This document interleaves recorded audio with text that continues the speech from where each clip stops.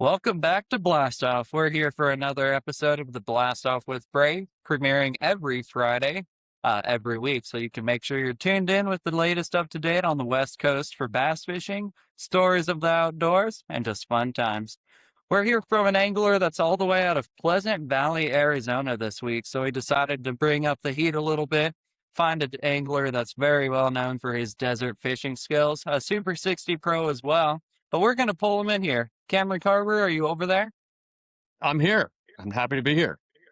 Awesome. Well, thanks for coming on this week. We appreciate your time, and we're looking forward to chatting with you, talking about some of your uh, more recent successes in bass fishing on the West Coast. I know you've had a long history in the sport, but we're just Right. going to have some fun today and then cover a couple key tactics, techniques, and everything that these guys love to hear.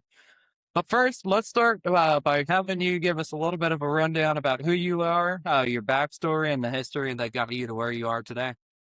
Okay. Hey, I'm Cameron Karber. I've been doing the cast for cash thing for a long time now. It's always funny when you look back how quickly the years start to stack up, and it's fun. So I got my start back in the early '90s here in the Arizona desert. Bassmaster came in the late '90s. We had WAN bass draws here. We had a North Circuit. We had a South Circuit. We had all kinds of stuff that was going on in the late '90s. It was a really good time to be. It was a really good time to be in the sport. If you look back at those days now and kind of see who was active in the West, it was all the guys that that are famous from the East now. Aaron Martins and Brent Ayler were getting their start at the same time. I used to travel with Luke Clausen quite a bit when I was when I was a younger man back in the day. Also, Skeet Reese, John Murray, Dean Rojas, all those guys that went back east and had some success were all running around the West when I was doing the thing back then also. So, it was one of those things where I was faced with a decision to commit and go do that, or, or find a different path here that kept me around home. And so that's what I did. I took option B, and I spent quite a bit of time building a career in other fields. And now that I'm a little bit older and I don't have, so many people depending on me when it comes to family and business and stuff like that, I've found a way to get right back in the mix. And I found my way on the Super 60 tour, or the BAM Pro Tour as we called it in the first season, and was fortunate enough to be in the right places at the right time to get right back to the highest level on the West Coast. Pretty happy to be involved in the BAM tour. It's pretty exciting to see what they're doing out here. It's way past due to have something like that here for us Western anglers. And how does it compare to the tournaments that you started out with? I mean, the prizes were pretty similar back in the day with the FLW series. And I mean, it's always been a little bit of a tangent on the West Coast compared to the East Coast. But do you think we're getting that momentum back to where BAM or One Bass or whatever trail it is out here can really start to gain momentum and get that traction with the same crowd? Well, I sure hope so. I don't, it, it's kind of an interesting topic of discussion for us guys who have been here in the West Coast for a long time, because it's always a puzzle why bass fishing is much more popular. It's much more participated in the eastern part of the United States than it is the western part of the United States. And we've had some times here in the West where there's been all kinds of circuits, all kinds of participation, and for whatever reason, it just kind of seems to fizzle out. And I think there's a pretty good downtime where we didn't have a lot going on here, and it seems like there's a renewed interest. It's pretty cool to see BAM fired up again. Aside from BAM, the WAN Bass events were almost kind of a dead thing there for a few years, and they've started to creep back up again, and they seem to be gaining some popularity also. We have lost the Everstart series, or FLW's product out here, which is, you know, not quite sure not quite sure what to say about that. It's, interesting in its own behalf, but what's left over seems to be pretty well supported, right? The buzz that BAM has created about this trail seems to be pretty contagious. Seems to be catching on, and I love it. It's great to be fishing for cash. It sucks to be selling boats. That's just I, I think I'd rather fish for a reduced amount of cash than I would for a boat anytime. It's just a better way to go about things. But pretty excited to have that opportunity. Awesome. So yeah, you gave a little bit of a backstory and talking about one bass. They're at Lake Havasu this week, so I thought it was fitting to bring a desert angler. I assume you're probably not fishing if you're going to go fun fishing tomorrow. But what are you thinking for? Right. I mean, numbers. Do you think the weight's going to hold out for that event? I think they had like 116 pros, maybe more, so a pretty decent turnout. But talk a little bit about Havasu, what guys are expecting for that, Okay. and yeah, give a little bit of a rundown. Yeah. So, I'm a fisherman, right? I always have been, and I always will be. And so today I tuned into the live weigh in for the Juan Bass at Havasu, and it was it was bittersweet. I had some commitments here in Phoenix, otherwise I would be there right now, but it was also fun to experience the technology on the other side of things, right? So normally I'm fishing the BAM tour, and my family and friends and the people that support me are on that side watching. And this was kind of the first time that I've dialed in and actually listened to or watched a live weigh-in and consume that product. And it was like I said, it's bittersweet. It was fun to do that, but I was a little bit jealous. Had a little bit of that missing out thing for not being there, but I got past it, and it was it was a personal triumph of sorts.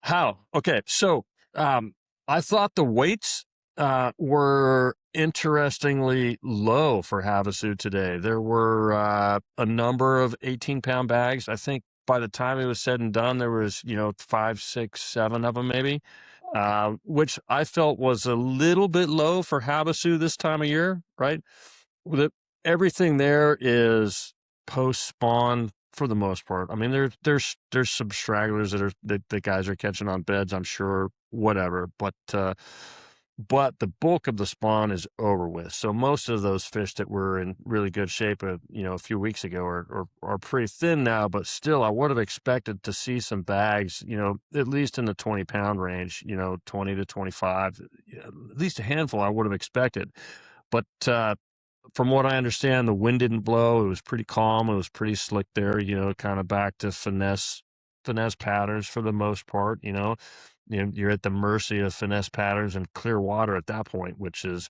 kind of a trademark of the West. It's unique and is difficult. So I'm attributing that to why we saw the lower weights today. Maybe as the days go, they'll get a little bit of wind and it'll kind of help things. But you know, one of the things I think that most people don't really get, or most people don't understand about our desert lakes, is pressure, right? The pressure on these lakes is so severe. The guys can go out for a day, and just even a day of practice, and it has an effect on how a lake fishes, right? Havasu is one of those places where when you're practicing, uh, typically you don't swing on him, right? You just let the fish swim around until he lets go. If you swing on a fish in practice, he's done. He's not going to bite tomorrow. He's not going to bite the next day. He's not probably going to, you're probably not going to catch that fish next week, So it's really super important to manage those fish, even your first day of practice, because the pressure has such an effect on those fish. There's just not the numbers here. They just don't stand up to that. it's unique. It's what makes the West so difficult to succeed in. It's the reason why Western anglers they're just so good when you put them up against everybody else that's out there. They understand that pressure and how to deal with it, how to adjust their patterns accordingly. So, Awesome. So when you're talking about pressure, there's one thing that goes hand in hand with it, and I feel like that's finesse fishing. But yep. I may be wrong. What would you be doing out there this week on Havasu? Give us a little bit of insight on how Havasu is fishing this time of year, but also just desert lakes in general. Yeah. So again, it's post spawn. So everything is, it's a little bit subdued. We're not far enough past the post spawn where we've really got an aggressive shad bite or anything like that. Right. So fish are still kind of beat up. They're still kind of taking it easy. Even with your reaction baits, you almost kind of take a little bit more finessey approach with them. If you do have good windy conditions and you're throwing a spinner bait or any sort of moving bait this time of year, you're going to move it a little bit slower. Those fish are just not out there getting crazy. They're still just kind of recovering from doing their thing. And so when it's when it's dead flat calm, then it really takes that reaction bite off the table. And so you're left with just a full blown finesse pattern. And, I'm sure that's what those guys are struggling with there right now. I know that's what I would be struggling with. Again, back to the pressure and back to what's available. A lot of those guys that are fishing there now are going to be fishing the artificial habitat structures, the cages, the whatever you want to call them. So, and those fish just continue to get beat up and beat up and beat up and beat up, right? So if you think about it, when guys are practicing, it's maybe I'm only going to catch one here and one there to kind of check size for what I'm working on, but that's you. And keep in mind, there's 100 and somebody else out on the water that are out practicing, and they're doing the same thing. They're going to set the hook one here and they're going to set the hook one there, whatever, just kind of checking for size. And at the end of the day, guys that aren't even really trying to catch fish, collectively out of everybody, there's still a few hundred fish that are getting caught. And that's a few hundred fish that are, off the table from the event. So,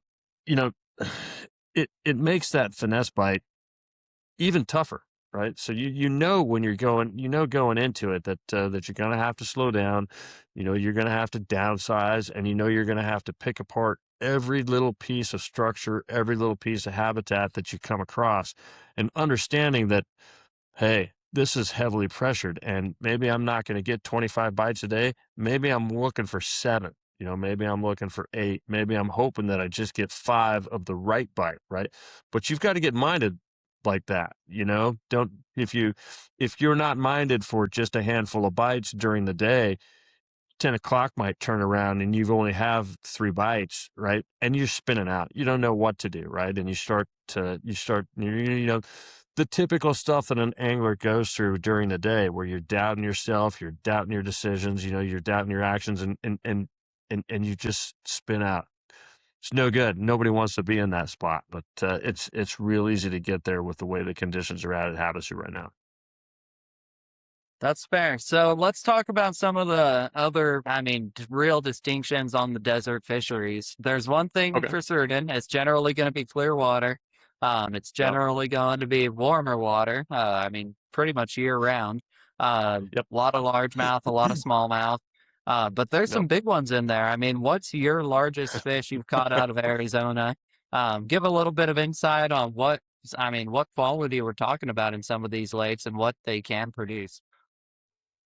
Yeah. So for me, the desert is Arizona. When you get outside of Arizona, there's not really too many lakes that we call desert lakes, or I would consider it a desert lake. So in Arizona, we have a series of impoundments in central Arizona, the Salt River chain. It's Roosevelt Lake at the top, it's Apache beneath it, it's Canyon beneath it, and it's Saguaro beneath that. And Saguaro and Canyon they're Arizona's big bass factories. you can catch a big fish other places, but as far as going and consistently catching, fish that are double digits, they primarily come from canyon. They primarily come from saguaro, right? The I have a friend that I fish team tournaments with that spends quite a bit of time at saguaro, and 2 times last week, he had 40-pound limits. Just just going out there and beating him up by himself on a Monday and a Tuesday, right? But that kind of gives you an idea of what those lakes are capable of, right? Just your regular everyday fisherman. Well, maybe not your regular everyday fisherman, but the opportunity for anybody to go catch a double-digit fish is there every single day on one of those lakes. And the opportunity to catch a personal best for most people, 8 pounds or better, whatever, that opportunity exists there every day on those lakes. Now, when you get to a place like Havasu, you're probably not going to go catch an 8-pound fish. There are plenty of people that have fished that lake their entire lives and never caught an 8-pound fish there, right? Same way with most of the Colorado River impoundments. If you catch a fish that's, it's a 6-7 pounder on one of those lakes, it's a big one. It really is. They don't have the size. They don't have a lot of the key factors that make a bass get large, like we have in central Arizona. Those ones on the river, they've got to move. They've got to stay shallow where things aren't ideal for them, and they just don't get that big. So and we can talk about genetics, and we can get into F1 hybrids and where the Floridas live and where the Northerns live and how that has an effect on the fishery. But I don't think anybody wants to talk about how that goes. We don't have a bunch of genetic upheaval going on anywhere right now except Roosevelt. We had a bunch of Florida strains put in there a few years ago, and that set of genetics is finally starting to have an effect on those fish. And there's some big ones there. Guys are catching, when the conditions are right, plenty of limits that are, 25 to 30 pounds, right? Which is good. You don't typically equate that with a desert lake, but Roosevelt's at that place now. We haven't had those conditions previously, so it's interesting to watch how that plays out for those of us that live here. Yeah, that's pretty unique. I mean, you just hit on a couple topics that most people don't think of, including myself. I think when I hear Arizona, you hear the same generic fisheries that have tournaments. And there's a lot of those Mm-hmm. secret hotspots that you probably just told a few people that your friends may not be happy about. But at the same Yeah. time, it's some great advice. So that's why you should tune into the Mm-hmm. Blast Off. Make sure you subscribe. But also you talked about genetics, and that's another thing that people don't hit. And I mean, it's huge in Texas and back east with all these programs that they have for the lunker Yeah. hunt program, I believe, and our share lunker program. That's what it is. And there's a lot Yep. of research and stuff that goes into it. And there's a lot of great fisheries all over the West Coast that have these genetics in it, including Mm-hmm. California, Oregon, and Washington, where you travel and fish a lot of your events. So what's your favorite fishery, Mm-hmm. West Coast wise? Do you have a favorite species or Oh, anything that really sets up for your success? yeah. Wow, this fishing thing it's really fickle, and I'm going to tell you that when it comes to me picking favorites, I'm super fickle as far as that goes. Yeah, I like to fish Martinez in Arizona. It's always been one of my favorite places. It's always fished really well for me. But on the flip side of that, I also really love Oroville. Oroville is another one of those places that it's always been good to me, and I can't explain it. I don't know why. It just feels like home to me every time I go there, and for whatever reason, the place agrees with me. And it's not like you're going to Oroville and you're planning on catching a bunch of big fish, right? I mean, you can go to Oroville sometimes, and a limit of 2-pound spots it's money, right? You're just walking away with it at that point.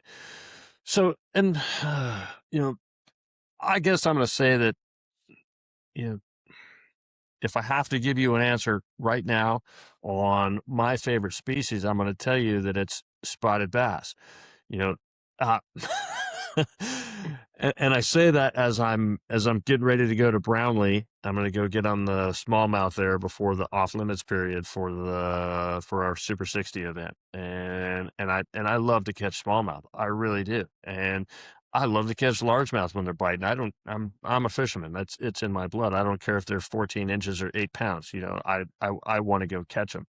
But you know, spotted bass are something that I don't get to go chase every day. And so I feel like when I do get to go do that, it's always a good day. It's always a good time for me. You know, I spend enough time between trips to impoundments that have spotted bass in them that it's almost like a new feeling when I get to go catch them. And I forget that a 14-pound spot feels like a 3-pound largemouth, you know, and every time I catch one, I feel like, oh no, there's another good one. I feel like, you know, you watch the guys on TV, and every time they sit there, oh, it's a big one. Oh, it's a big one. And it hits the deck and it's like a 14-incher. And it's like, come on, man, again? You know, that's me with spotted bass. Oh, it's a big one. And then it hits the deck and it's a 14-incher every time. And you know what? I don't care.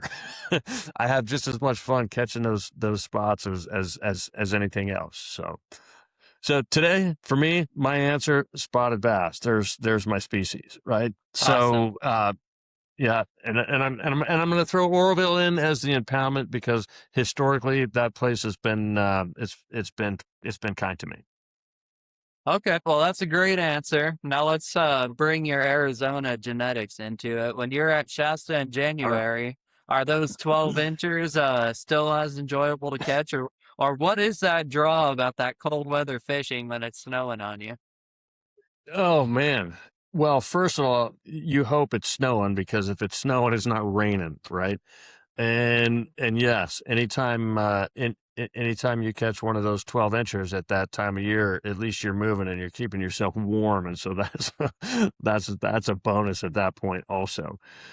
So so I don't know how to tie the genetics into that question as far as Shasta goes, but you know, it's certainly different up there that this time of year. It's been and for me, again, the old guy that kind of put a fishing career on pause for a little while. I'm just kind of getting back into it.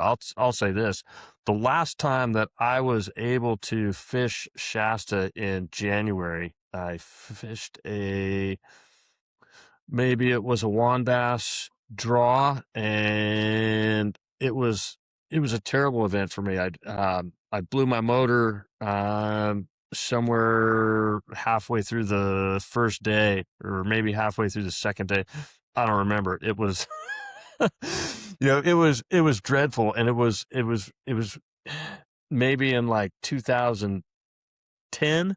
11, 12, somewhere in there. So it's been more than a decade since I've been at Shasta at that particular time of year. I'd love to go. Don't get me wrong. If tomorrow was January 20th and there was a tournament at Shasta, I'd be on my way there. So, At Black Bear Diner, we believe a great meal should feel like a warm hug, like our Bear's Choice breakfast. Start with 2 farm-fresh eggs, cooked just the way you like. Choose from our one-of-a-kind sweet cream pancakes, homemade biscuits and gravy, or indulge in cinnamon roll French toast. Add your choice of thick-cut smoked bacon or homemade sausage patties. That's a Bear's Choice. Your very own warm bear hug. Good old-fashioned family food, Black Bear Diner. Here at Bridgeford, we make all of our products with 100% American beef and pork. We source everything exclusively from the United States for our beef jerky, pepperoni, summer sausage, and salami. We've always focused on having the highest quality products. We do that by investing in new cutting-edge technology while still trying to maintain the old world values that our great-grandfather instilled in us. Being a family company, we like to think of a lot of our products as being for family occasions and get-togethers. We like to think of our products being made by our family for your family. I think that answers that one then. One thing you talked about a minute ago was when you're watching TV, watching those pros reel in those big ones, and then they're not quite so big. When you're a 10 to 12-year-old watching that, you don't care how big that fish is. You're just watching the Bassmaster Elites or the FLW. when you started at least. But who were your idols? Right. Who are the idols nowadays? I mean, for me, it's like Dean Rojas, the guy you started fishing with. He's an idol for a lot of guys now. Mhm. Trevor and Bannis, all these anglers that you started your career Right. at are now idols for the next generation. Yeah. But who were your idols, and where should people be looking to get information from credible sources nowadays? Oh man. So we'll two things. We'll start with idols, and then we're gonna go to credible sources. So I didn't I was one of those guys that I didn't really have a lot of access to fishing shows on TV when I was that age. I think there was maybe some of them out there. I think back then it was maybe primarily Roland Martin and Bill Dance. I'm really, really dating myself here, and and yeah, maybe they were on TV and maybe guys listened to what those guys had to say, but I wasn't necessarily one of those guys. I'll tell you this. I've fished against Roland Martin in tournaments before, and he's never beat me. So that fun fact. But yeah, so I'll say maybe I didn't necessarily have an idol as far as that goes, but I'll say this. When I was coming up in the West, Aaron Martins was he was about the hottest thing around. And while I do remember some times, before he was really good, where he was fishing, team tournaments at Lake Mead with his mom. And that's kind of when I first started to be around Aaron. But his rise was quick, and I'm going to say that maybe not idolize Aaron, but I always used him as a measure of success, right? If I could see how well Aaron figured out something, if I felt like I was on that right track, if he and I had a conversation about what he was doing or whatever, and I felt like I was right there with him, then then that was good for me, And so I'll say that maybe not an idol, but certainly somebody that I looked up to and tried to compare my performance with, It Awesome. was And it and then the other part of that was sources of reliable information for guys nowadays. Um, good luck. I mean, where's a source of reliable information for anything, right? Especially amongst a bunch of fishermen that are famous for lying, right? I mean, that's the one thing that's held true from since the dawn of time until now is that fishermen are full of it, right? So where are you going to get credible information? You got me, huh. All right. Well, it sounds like if we're going to have to get some info on that one, you may want to watch the BAM Pro Tour. Tune in to watch when Cameron Karber is catching a few fish, getting them in the bow. Right. But fun fact for Aaron is Aaron Martin's mom made it into the Bass Fishing Hall of Fame this year, I believe. Did she really? I'm 98% sure that I read that. So Right. maybe you guys should go check it up on the Bass Fishing Hall of Fame too.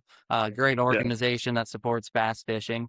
But yeah, Aaron was an idol, and I mean, one cool thing about Aaron is he almost had a sixth sense, you could say, from everything I've heard about him, everything I've seen on social media. I think that black and red flipping bait is always going to be a staple.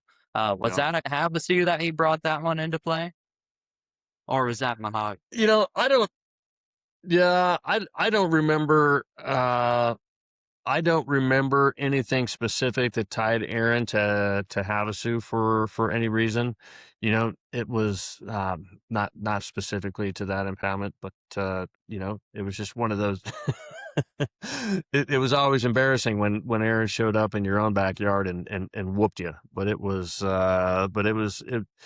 pretty satisfying when you got to go on neutral grounds and finish better than he did. So Awesome. Well, I mean, it shows right there when you have a guy that has that competition stature that people are looking and expecting him to be on the top of the leaderboard, and you set yourself and your goals against someone like that. I think that's about Right. as good of a legacy as you can leave in the sport. And we have a lot of young For guys sure. coming up that are fishing and that are doing real well too. How do you think Mhm. technology utilization of technology moving forward? How do you like using the live scope and FFS? And what was the difference maker back when you started fishing compared to now in terms of live scopes, the trend now, but what about when side imaging got into play, and what is the progression of technology and how's it affecting things? Yeah, so that's a great question, and that was a great series of questions. There's a whole bunch of them there, so I'm gonna try to I'm gonna try to address that situation as best I can. So, when when I first started fishing, and again, I'm gonna date myself terribly here. So when I first started this, my first bass boat had it had a flasher on the front. You know, you probably don't even know what that is, and it had a flasher on the back, and I had a paper graph. Right, it was one of those ones that you had to put the rolls of paper in. Right, and again, I'm sure you don't know what that is. It's kind of like like when you put rolls of paper on a fax machine. Another thing that you probably have never never seen before, right? That's what I had on my first bass boat, and when we went to digital digital graphs after that or whatever, I was always a big Lowrance guy back in the day, and I had every one of their new products, up until about somewhere late 2000s, somewhere between 2005 and 2010 is when I just kind of stopped and focused on other things, and technology kind of passed me by in that period of time. And that's kind of when the side scan imaging came out and started to be a thing. And so I missed a bunch of that up until recently. And luckily I didn't have to go back and learn a lot about that, because now we've got forward facing sonar, right? And it's kind of I don't know what next level is past what we have for forward facing sonar, but it would be pretty scary. and I'll say this about it. For maybe this is maybe it's controversial, maybe it's not controversial. I bet that the conversation that you and I are just starting to get into right now about forward facing sonar is about as close to a controversial issue in our sport as there is, or has been for quite some time, right? And there's people that don't care for it. And I'm going to say this about it. You should probably get over it. It's here. It's likely not going anywhere. It's certainly not going to go backwards. Whatever that technology is going to improve. It's going to get better, from where it's at right now. And you should probably jump on board, right? And I get it. All these things that us old geezers have spent, lifetimes, we've spent careers learning about how to pattern fish and about how to do all these things and whatever. And we're out there trying to do it, and we're just getting our butts kicked by these young guys that come out and just look at the video game all day, right? Well, you know what? Maybe these old dogs should learn some new tricks also, and we should be out there doing that, because if we don't, we're just going to continually get our butts kicked by these young kids that are out there playing the video games, right? So get over it. Like, it's here. Go figure it out. Go do it, right? If you can learn something about how the sonar works and, add that to your arsenal of a whole lifetime of being able to pattern fish, you're going to have a leg up in that situation anyway. So understand that for what it is, and stop whining, go take advantage of it, and just get it done. That's how we fish now, right? That's just the reality of it. That's how we fish now. So for me, it's kind of interesting. So I didn't know everything about forward-facing sonar as I started to get back into the sport. And so I made it my mission to hang around with some of the younger guys that grew up with the forward-facing sonar, with them, and that's all they know how to fish. And so it's been fun for me to learn from the younger guys. There's no shame in that game for me. I'll go learn from anybody. It doesn't matter if it's an 18-year-old kid or a 70-year-old man. I don't care. I love the game, and I'm going to go do whatever I can to better myself in that game. Hey, that's a great way to answer it. That's probably about as far as we need to go into controversy.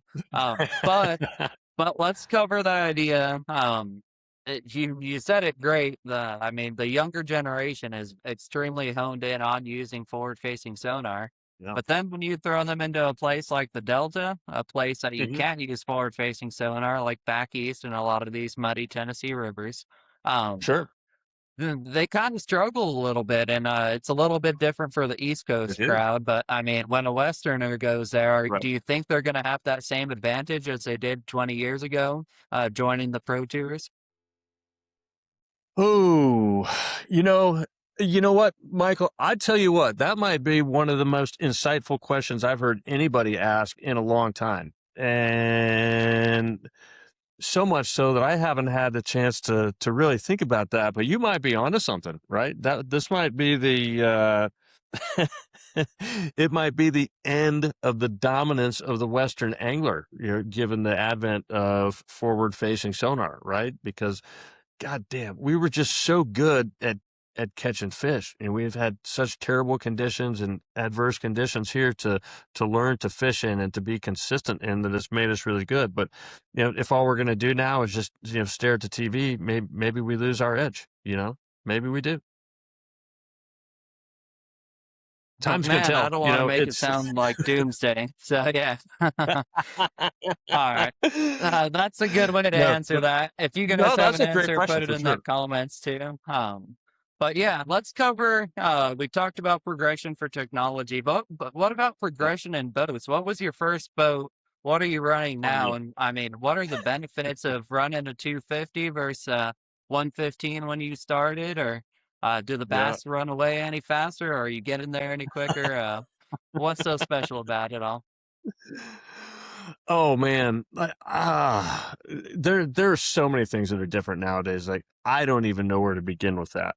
My first bass boat was a 1985 Skeeter, and that bass boat was a prize boat in a U.S. Open event in 1985. I had an uncle back then who was a tournament angler, and he won that boat in the U.S. Open. And it was back then. The Open was 3 days and maybe 4 days. I don't remember, but each day of the event they gave away a boat for big fish, and he had big fish one of those days, and he sold the boat to my dad. That was my first boat, and I drove that I drove that thing till it fell apart. I don't know how many times I had to recarpet that thing, back in the day or whatever, but my first real boat after that was a 1995. It was a Skeeter also. It was a big 300 and had a 225 on it, and so I skipped out on some of those intermediate years where they had all the boats with the 150s that were popular or whatever. I think I had a 125 maybe on or a 150 on that original Skeeter that I had. And so it was a big upgrade for me to get into that, the 1995 model. And stability was huge, right? Those little boats back in the day, they just didn't handle the water the way the new hull designs did, and the speed was incredibly different. So safety considerations also. After that, I started running Rangers, and when I ran Rangers, I ran the smaller ones. I ran the 518s, and then I had a number of 518s over a couple year period of time with 200s on them. They were smaller but fast, and I felt like they were nimble and I could drive them well. Now I run a Vexus. It's a 25 with a 250, and it's just an amazing piece of equipment. And I'll tell you that the difference between that boat and my most recent Ranger was a 22 model. It's just night and day, and the tweaks in the whole designs, the quality of everything is everything in the ride of a boat. But it's amazing it's amazing the progression of things, right? That you would hit on that. Like, what's the noticeable thing about that? Well, the noticeable thing is everything. Everywhere you look, something's different. There's nothing about the original bass boats that we used to run around. The bass boats now, there's nothing that's the same, right? They've got gel coats. Yeah, they've got a trolling motor. Yeah, they've got an outboard. But my trolling motor runs itself. I just push a button and it goes off and does its own thing. There isn't anywhere you can look, any nook, cranny, crevice, whatever. Whether it's the live wells, whether it's the electronics, whether it's everything's different, right? There's almost no comparison as far as that goes. But I'll tell you, I feel much better about being in the boats that are out there now from every perspective, safety included. Awesome. That's a great answer. What about the safety of the fish? Not so much when they're in the live wells, but overall conservation. Do you think we're getting somewhere with the bigger live wells of the Vexus boats versus the live wells in the boats in the 1980s? Do you think the fish are going back healthier? Um, have anglers changed their ways at all in terms of making sure their fives stay alive? Well, I'm gonna say that as far as the mortality rate of the fish with respect to tournament fishing, it's the anglers have always done, in my opinion, a good job of keeping their fish alive, right? It's everybody's main focus throughout the day. Nobody wants to get to the scales in the afternoon and have a bunch of dead fish penalties, right? Like, nobody wants that. But aside from that, nobody wants to kill these fish that we spend all of our time chasing, right? Like, I can't tell you the last time I ate a bass. Like, I did that when I was a kid. As an adult, I don't even know what one tastes like. Like, I just don't even know how to even do that anymore, So yeah, as far as the anglers go, no, we're always minded towards, keep doing the best we can to keep those fish alive. Now, what has come a long way, and I mean a long way, is the care that's taken by the tournament organizations once you get to the bump tank, right? Or even before you get to the bump tank, with the amount of tanks that we have for water, how well they're aerated, ice that they're cooled with, the different systems that pump water and move water, fresh water, whatever. Like, it's incredible, right? The live release boats, we didn't used to have anything like that back in the day. It was, you'd see somebody with a couple of ice chests with some water in it in the back of a pickup truck. And, that they were responsible for taking those fish back to the lake. And it's like, man, you go and hand me your sack of fish, and it's almost like, hey, wait a second. I don't even want to do that. Let me just go put them back in my boat and take them down to the lake myself. I'm pretty sure I'm going to do a better job keeping them alive than than these kids in the back of the truck with ice chest. I mean, so yeah, I think the number one thing is the tournament organizations really stepping up and bringing something that's able to keep these fish alive during the event. That's the number one contributing factor that I think is. Awesome. Well, yeah, I mean, that's a great answer as well. I think it is important for the tournament trails to keep getting better. It's also important for, the anglers to keep on top of it as well, just because the boats are nicer. A little bit of ice in the tanks go Yeah. a long way. Learning how to fish. That's a good question right there. Do you think fizzing fish helps? And do you think people should know how to do it? Oh man. Uh, yes, it helps, right? So if you're catching fish in, 35 feet of water and, they're having trouble staying upright, that fish is not, I wouldn't fizz that fish personally, right? I do think that fizzing is intrusive. Uh, is it better than the alternative, right? Yes, probably so. But again, if you're fishing in 35 feet and you bring a fish up quickly and he's, having trouble staying upright, I'm not going to fizz that fish. Now, if I catch a fish in 60 feet of water and it can't do anything to turn itself over, and it's a fish that I'm going to hang on to for a while, I'm going to fizz that fish, 100%, right? And I think that's the smart thing to do in that set of circumstances. So I think that people shouldn't get too crazy in doing that, like, oh, cool, I get the fizz one. Stop it. Take the severity of the bloat or the severity of the swim bladder expansion into consideration before you take a needle to the fish, because again, it is invasive, and I think at the end of the day, we really don't know what the effect of that is once those fish get released. I don't know. I don't know about, secondary infections or other complications or things like that could potentially happen with them. I'm not a biologist, and I've not ever put a radio on a fish and tracked one after I've fizzed him and let him go. I don't have any knowledge after that, but I do know that I do know what they look like in the tank, and I do know what they look like when they go to swim off after that. And I'm going to say that that's, an improvement over not doing it in extreme cases. All right. Well, you did cover something as well in there, and that's strategy. Strategy is very important, whether it's fish care, whether it's the way you go about thinking from the start of the tournament to the end of the day, and what spots you're going to hit. Oh man. But what is the biggest piece of strategy or advice or I guess tip you can give in terms of tournament fishing? What's something that you might not miss until you're 20 tournaments in and you're like, man, I really messed up on that one? Oh man, that is shit. When when I get that one figured out, I'll let you know. All right. That's that's it. So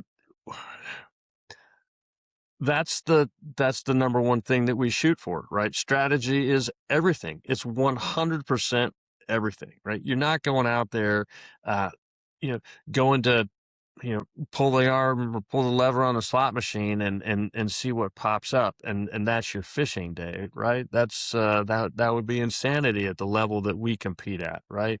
So everything about what you do is strategy.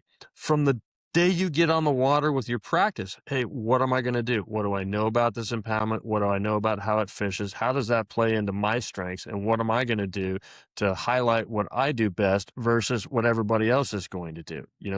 A lot of times, maybe a guy's really good at a particular pattern at a particular place. Well, so's everybody else. And so you might consider how much pressure is going to be on that pattern at that place. And even though you're good at it, maybe I don't want to go do something where I've got to share all those fish with everybody else. And I'm going to go spend my practice trying to figure out something else, right?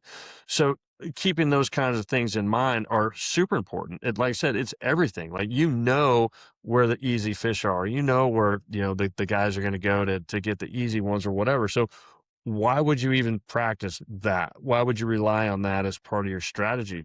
Just go do something different, right? Spend your time trying to figure something else out other than something where you're just going to go in and either struggle or hope to get lucky. And if you're right out of the chute knowing that you're struggling or you're hoping to get lucky, you've already blown it, right? I get it. Sometimes we have a bad practice and sometimes we don't figure much out, and we're forced to do that. But you never want to willingly just step into that position, right? So again, strategy is everything, 100%, and it changes.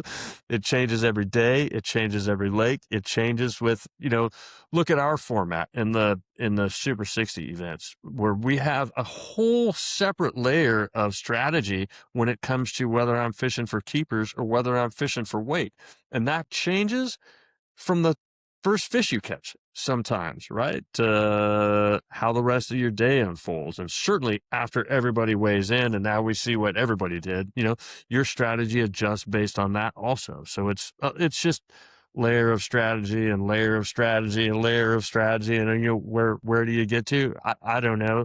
That's the most complicated answer a person could have to give. All right. So what about the answer on, progression in tournaments, from the 5 fish limits that's traditional to now there's kayak tournaments going to the 5 longest fish to no limit tournaments to big bass tournament, and then the Super 60 where it's a weight keeper format to get to the top 10, and then it's the best 5 on weight. What's your favorite? Do you think that we need to go in a different direction in the industry as a whole?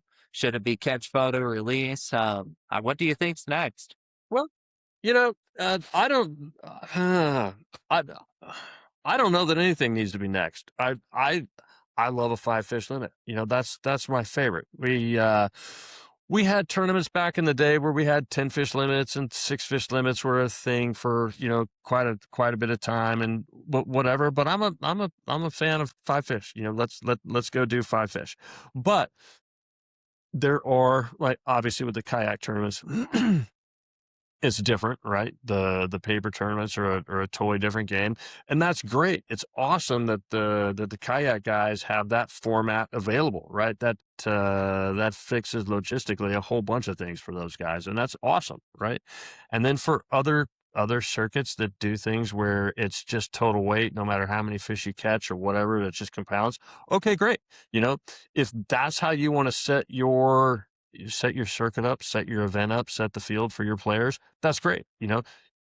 You eventually will find what works best for you as an organization, and then do that. That's great. You may get a different class of fishermen that like to fish for numbers, or you may get a different class of fishermen that prefer to fish for, overall weight, whatever. But that's the beauty of the different circuits that we have. It's a different game everywhere you go. It's unique. It's fun every single time. Of all the ones I've fished, I prefer the Super 60 format. It's great. For me, I typically go out and few exceptions. We talked about this a little bit before Havasu, but 99 times out of 100, I'm going to go fish for 5 big fish, right? That's how I came up. That's how I'm minded, and that's how I'm going to do it. But if I find myself at the end of the day with, wow, I caught a bunch of more fish than I was anticipating, and they weren't very good. Well, oh man, I've got a whole different opportunity to set up a different strategy for the next day instead of having to go swing for the fence, right? So if you're fishing for weight and you didn't necessarily get them, the adjustment that you have to make is you have to go do something where you can really sack them up, a big bag, right? And so it gets riskier, right? That's harder to do, especially after a day's worth of pressure on the lake or whatever.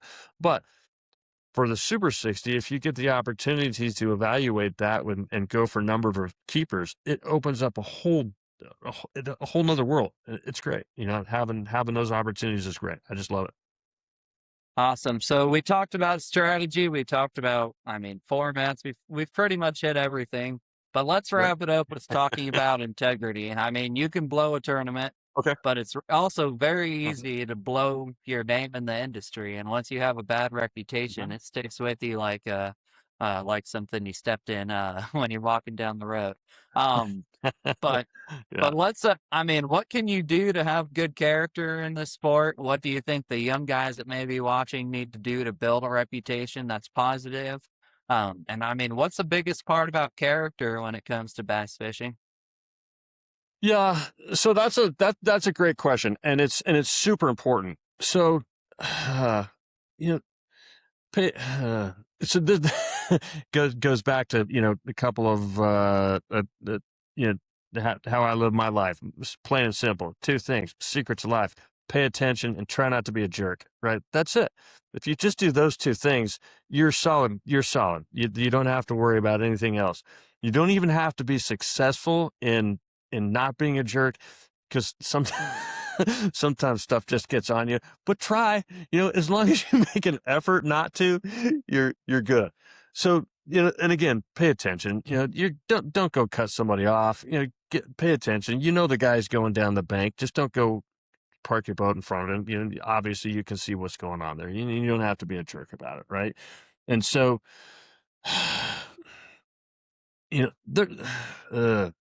there's so many things that nowadays and even back in the day that you shouldn't do. Like, don't cheat.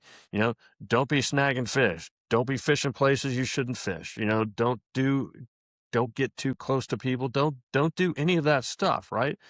just put yourself in a position where you don't even have to consider those types of things. It's just that simple, but it's super important to maintain that, because like you said, once you breach that, once you're out there as one of those guys that's breaking the rules, you never get that back, right? It never comes back. I've never heard of anybody that got caught cheating, or whatever, and then they paid their debt to society, and the community welcomed them back. There's none of that, right?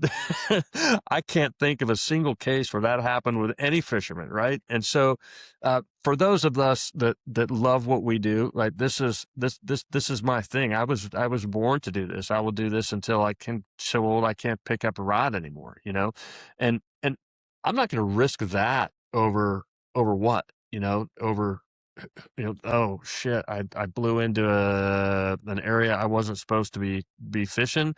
Oh shit, I need to go tell somebody, right? Because I don't want that stink on the rest of my career. You can never get it back. I want to compete at the level that I compete at for as long as I possibly can, and I'm not going to let some silly infraction, or I accidentally caught a bedfish and outside the mouth, and I put him in the tank. Like, why would you even do that? Don't even. For me, that I wouldn't want to put any of that stuff at risk. So I stay as far away from that kind of stuff as I possibly can. And it's just simple, pay attention and try to do the right thing. Try not to be a jerk. So. All right. I think that sums it up perfectly. Let's sum this up with talking about your family, your supporters, your sponsors, and then some constructive advice for those people watching that that may want to go out fishing this week and want to enjoy it. Yeah. So, I think you can see there's the Pink Panther in the back, the Owens Corning mascot, right? So he's, I do a lot of work with Owens Corning. They do a lot to support me. And so it was great when I got back on the tour that they were happy to step up and support me for that. MacArthur Company, building materials. They're where I get my Owens Corning products from. Also do a lot to keep me on the road. I'm happy to shill for those guys wherever I can. When I'm on the road, I'm always near a MacArthur branch, and I know that I can always drop in there and take care of business, and I know that they're always going to take care of me, and it's great. There's a lot of companies that get big and they lose that kind of family sense, and I watch as MacArthur has grown over the years, and they still keep the same tight family structure when it comes to their branch locations, and it's an incredible company. I love them to death. Dynamic Fabrication is one of my entities that they don't get to say no when it comes to supporting me, but I appreciate their support nonetheless. KMI Karber Insulation, the new owners of that venture, they do a bunch to help me stay on the road and give me some time away so that I can come do the things that I really like to do.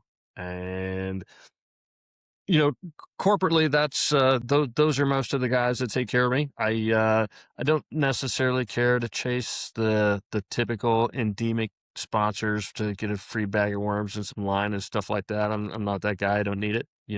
I want to.